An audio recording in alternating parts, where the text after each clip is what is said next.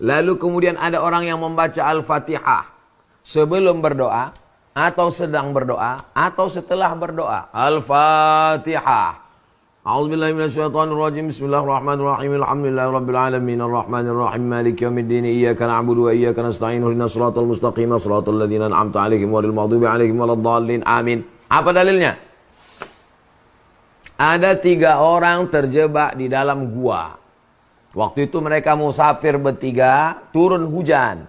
Lalu mereka pun bernaung masuk ke dalam gua. Tiba-tiba bergelinding batu besar dari atas bukit, tertutup pintu gua. Pup! Yang satu berdoa, "Ya Allah, aku bertawassul kepadamu dengan amal solehku. Aku punya pembantu, gajinya tak dia ambil. Maka saat dia pergi gajinya aku belikan kambing. Bertahun-tahun dia tak pulang, kambingnya beranak pinak. Sekarang dia pulang, ku kasih tahu, hei pembantuku, dulu waktu kau pergi gajimu belum kau ambil. Ini kambing kau semua, ambillah." Diambilnya semua kambing itu, habis satu pun tak disisakannya. Kalau memang dengan sedekahku itu aku bisa bertawassul kepadamu, bukakanlah pintu gua ini, terbuka sedikit. Itu dalil bahwa kita boleh berdoa kepada Allah menyebut amal kita tawassul dengan amal soleh. Yang kedua berdoa, 3 orang mereka di dalam. "Ya Allah, aku bertawassul kepadamu dengan amal solehku. Aku membawa sebotol susu. Istriku tidur, anakku menangis kelaparan. Tidak kuberikan susu ini kepada biniku, tak kuberikan kepada anakku. Kutunggu emakku, ayahku terbangun." Mereka tertidur. Setelah emak ayahku bangun, ku kasih susu ini ke mereka. Sisanya baru ku kasih anak biniku. Kalau memang dengan baktiku kepada emak ayahku ini bisa terkabul doaku, aku bertawassul kepadamu dengan doa, dengan baktiku ini, bukakanlah pintu gua ini. Terbuka sikit, tapi belum bisa keluar.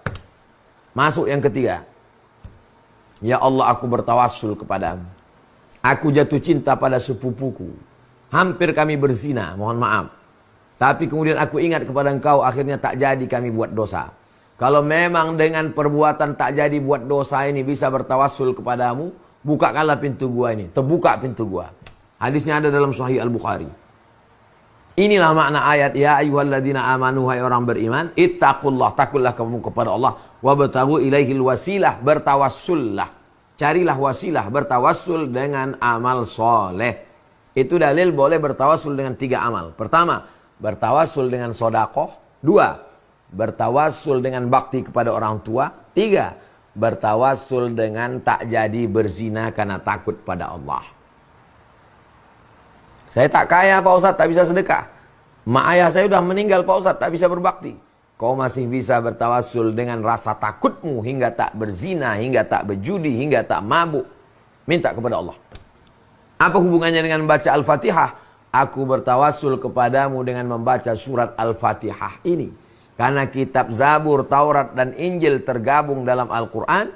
Dan isi kandungan Al-Quran itu ada dalam surat Al-Fatihah. Al-Fatihah artinya terbuka. Rezeki yang tertutup menjadi terbuka. Jodoh yang terkunci menjadi terbuka. Hati pikiran yang buntu menjadi terbuka. Al-Fatihah membuka segala yang tertutup. Maka dimintakan kepada Allah bertawassul bi barakati suratil Fatihah. Itu dalil orang yang membaca Al-Fatihah. Ada yang membaca sebelum berdoa. Marilah kita membaca surah Al-Fatihah. Ada yang juga sesudah berdoa. Al-Fatihah. Ada di tengah berdoa. Lalu setelah itu di ujungnya baru amin ya rabbal alamin, amin amin ya Allah ya Rahman ya Rahim ya mujibad du'a'is sa'ilin. Da'wahum fiha subhanakallahumma wa tahiyyatun fiha salam wa akhiru da'wahum anil hamdulillahi rabbil alamin.